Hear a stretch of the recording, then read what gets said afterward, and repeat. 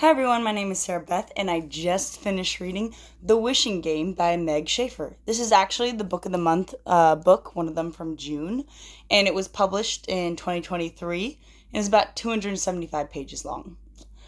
What I can say about this book is it is extremely full of whimsy. I would say if you're always chasing that Harry Potter whimsical high, I think this should suffice, especially looking upon it as an adult. I think this has a few adult themes, but it's definitely more playing towards, I would say, your childhood kind of wants and needs. So if you, more of, I would say, Harry Potter, maybe 1 and 2, before it started to get a little dark. The Chris Columbus movies, I would say. But I think that this is from actually a debut author, and I think that it does show a little bit. I think that it's extremely well thought out. I think that the plot is definitely a bit derivative. It definitely has that Willy Wonka-esque feeling to it. And maybe that's why it plays so well, because it's playing off of one's nostalgia. It doesn't exactly ever challenge you. There's nothing in this book that is very philosophical or makes you think, but it's kind of like reading a book and enjoying the ride. And I liked it. I appreciate it. I'm not saying it's going on my best books of the year, but I think that it's definitely an enjoyable read. You're going through, and the main character, I would say, is Lucy. It does change off narrative states between Lucy, Jack, and Hugo. Lucy is just a teacher's aide who wants to adopt a little boy. Jack is a famous child author who wrote the Clock Tower books, and that's what the whole thing is kind of centered around. And Hugo is the illustrator for Jack, for said books. And I think that it's kind of sad that the narrative doesn't shift so much near the end. It's almost purely Lucy, I would say, throughout the whole book. There is, some interplay between her and Hugo, just because I think of their relationship and she wants to show both sides of that. But I think, Lucy is the main character. She is the Charlie character from Charlie and the Chocolate Factory.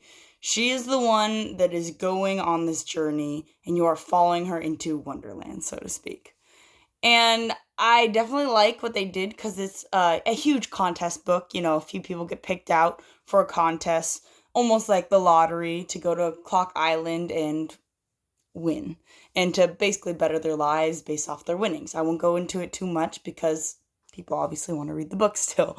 But I do think it is very lacking in the writing. I think that it shows that the author is a TV and screenwriter, because it is written, I would say, a little bit dumbed down. Enjoyable. Very enjoyable. And it's very, I would say, relatable, but almost it feels a little bit kid-friendly at times, so to speak, as opposed to, let's say, the last novel I reviewed, The Bell Jar, which is written in a simplistic manner, which I said is very reachable for everyone, and this is also very reachable for everyone, but that one was still read like an adult novel and fed on themes that you could really, I would say, devour with your mind. This one, it's light and fun. It's fluffy. It's a happy ending kind of book. Everybody gets their way.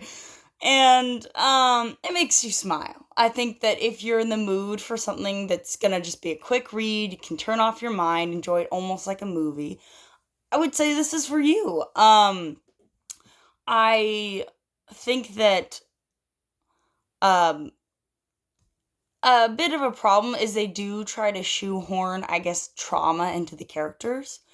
And it's just replayed over and over and over. And it comes to a point where I feel like it didn't add anything new to the story. It's just the book reminding you, hey, I have trauma. Hey, I have trauma. Hey, this is the exact trauma I have. And I'm like, you already told me. Please give me something new. Maybe expand on said trauma. I think that it's because, once again, because the author is a screenwriter, she feels she has to remind us of things a lot of times. And I understand that, and sure, I do need to be reminded, but I don't believe that I need the same thing told to me in the same way, if that makes sense. I do think that there needed to be a bit more diversity, and I think that the characters needed to be a bit more rounded. I think that they had one defining trait, one defining past, one defining action, and it never really expanded upon that. The characters are you see one face to them and you see the facade, and it's a facade. But when you're shooting a movie, that facade is fine, because that's all you're shooting. But if you try and go in that house, I mean, there's no plumbing, you can't go to the bathroom. So like I said, it's look at this cover, look how whimsical it is. It's very indicative to how the book is, and I think it rewards you if you were a child reading Harry Potter, because that's essentially what the series in the book that is the Harry Potter like series in the book that is shown. And so it rewards you as an adult, saying, hey, if you did this, you would become a better adult. And it's fun. I hope you enjoyed my review, and I hope you have a good one. Thanks.